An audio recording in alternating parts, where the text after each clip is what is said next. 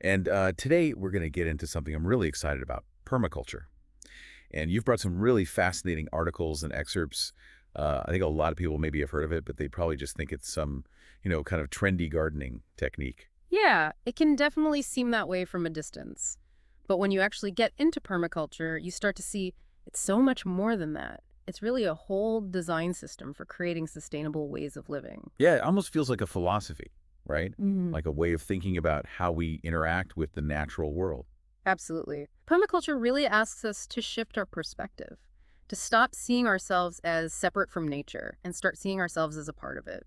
And that idea of working with nature instead of against it, that seems to be at the heart of permaculture. Yeah, it is. It's about observing how nature works, those patterns and relationships, and then trying to design our systems to mimic those patterns. Okay, so we've got this great piece here called Permaculture, Why, Who, When, and it kind of gives us a nice overview of the whole thing.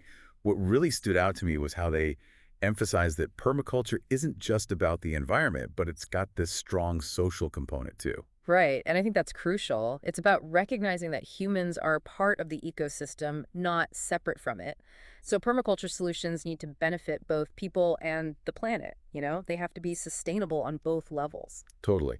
So the article also gets into some of the history of permaculture, and it mentions Bill Mollison and David Holmgren, who were kind of the pioneers back in the 70s, right? Yeah, those are the big names. They really kicked things off with their book, Permaculture 1, back in 1978. 1978, wow.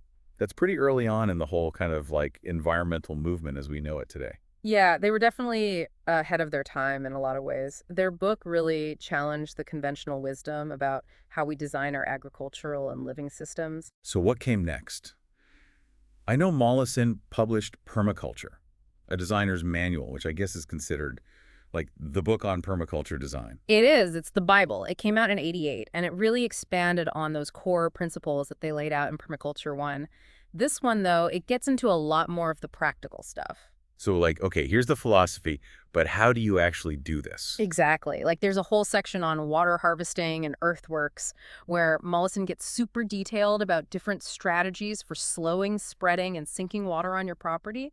Really like using the landscape to your advantage to create a more resilient and productive system. It makes you realize how much thought goes into designing a truly sustainable system. It's not just about planting a few trees, it's about understanding how everything interacts. And those interactions are always changing, right? So Yeah. you have to be adaptable, observant, and willing to adjust your approach as needed. Right, it's this ongoing process. So these early works, they really set the stage for the permaculture movement as we know it today. Oh, yeah, for sure. And it's been interesting to see how the movement's evolved since then, Yeah. Like in 2002, David Holmgren wrote Permaculture, Principles and Pathways Beyond Sustainability. Oh, okay, I haven't read that one. What's different about his approach? So, well, he argues that permaculture needs to go beyond just trying to sustain things as they are, and that we need to create systems that are actually regenerative, Ah. like actively restoring and improving the environment, not just trying to minimize our impact. So from do no harm to do good. Exactly, precisely. That's a powerful shift. Yeah. So the article mentions other books too, like Gaia's Garden, which focuses specifically on like home scale permaculture. I think that might be really appealing to people who, don't have a huge farm, but still want to incorporate these ideas. Yeah, and that's one of the cool things about permaculture, that it's so adaptable. Whether you have a balcony garden, a suburban yard, or a massive farm, you can still apply those principles. And then there's the Earth Care Manual, which is more about adapting permaculture to different climates, especially like temperate zones. It seems like there's a permaculture resource out there for just about everybody. Yeah, there really is. And that's part of what makes this so exciting. It's not just some niche thing anymore. It's a movement that's constantly growing and evolving. Okay, so we've got this foundation now. We know what permaculture is, we know the history, we know some of the key players, and we know there are tons of resources out there for people who want to learn more. Right. And now it's time to see how all of this translates into real world action. Yeah, let's get into some concrete examples. Let's see permaculture in action.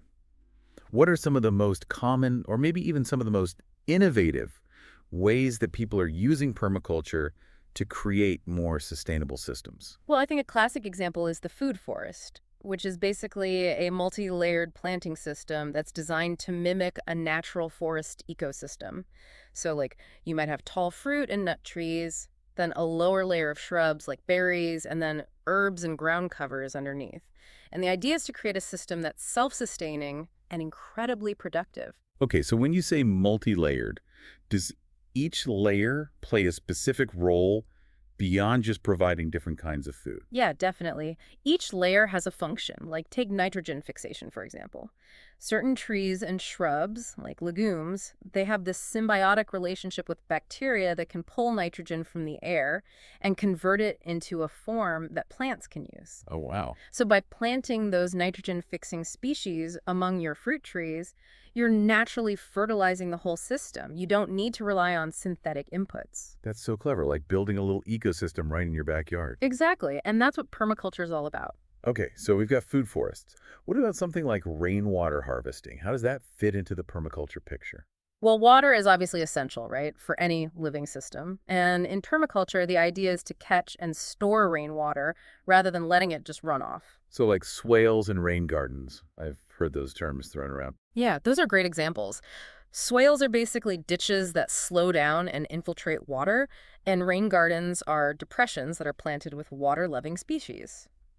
You can also collect rainwater from rooftops using rain barrels. The whole point is to make the most of this resource that we have. And reduce your reliance on like municipal water or whatever. Yeah, exactly. So we've got food forests for abundant food, rainwater harvesting to take care of water. What other creative examples come to mind? Oh, there are so many cool examples. Have you ever heard of community-supported agriculture? Oh, yeah, CSAs. I've always loved that idea, getting fresh produce directly from a local farm. Yeah, and it's such a win-win. It's good for the consumers, it's good for the farmers, and it's good for the community as a whole. Totally. It really seems to embody that social aspect of permaculture, like creating a more resilient and equitable food system. Absolutely. And it's not just limited to rural areas either. Have you seen what's happening with urban permaculture these days? Oh, yeah. I've seen some pretty amazing urban farms popping up in cities. They're turning like vacant lots and rooftops into these thriving little It's ecosystems. incredible, right? Yeah, but I'm always curious, like, how do they deal with the challenges of an urban environment, like pollution and limited sunlight? Well, it's all about smart design and choosing the right plants. There are certain species that are known to be more tolerant of pollution, and you can get creative with trellises and other structures to maximize sunlight in a small space. It's like problem solving with nature. Exactly. And I think that's what permaculture is really all about. It's not just gardening techniques, it's this whole systems thinking approach that you can apply to any aspect of your life. So, like, okay, we've talked about food and water, but what about things like energy and shelter?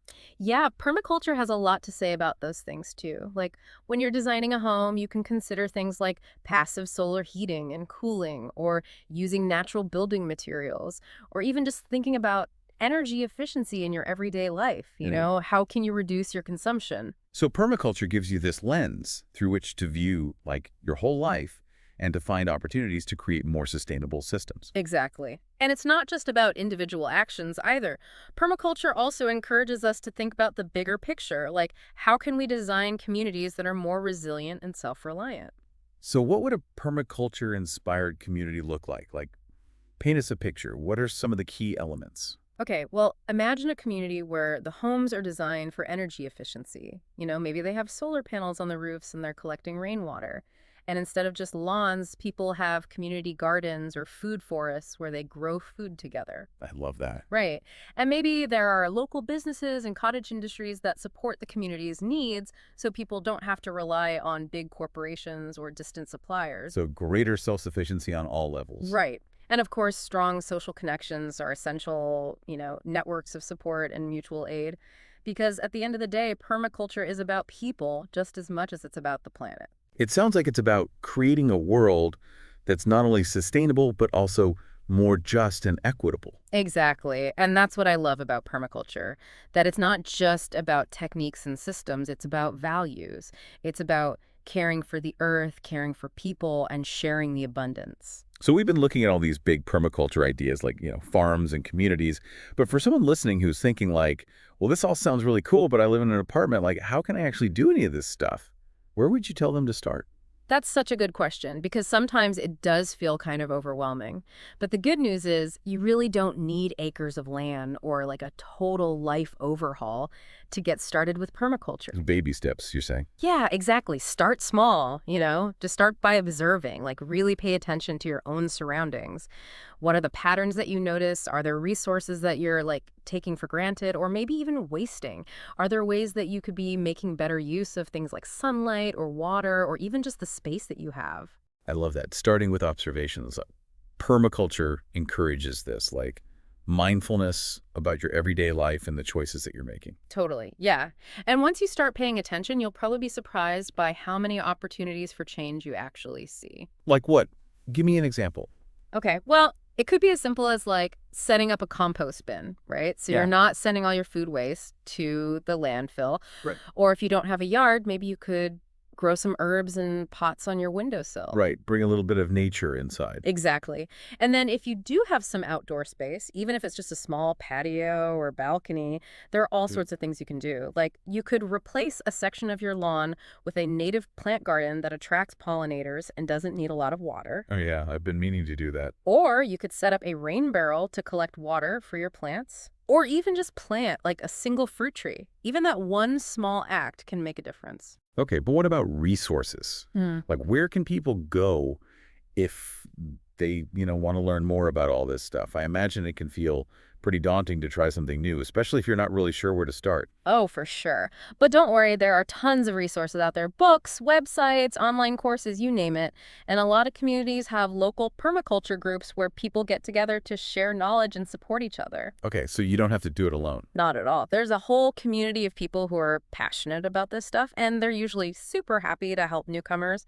So yeah, reach out, connect with other people who are on this journey. You'll learn a lot from each other.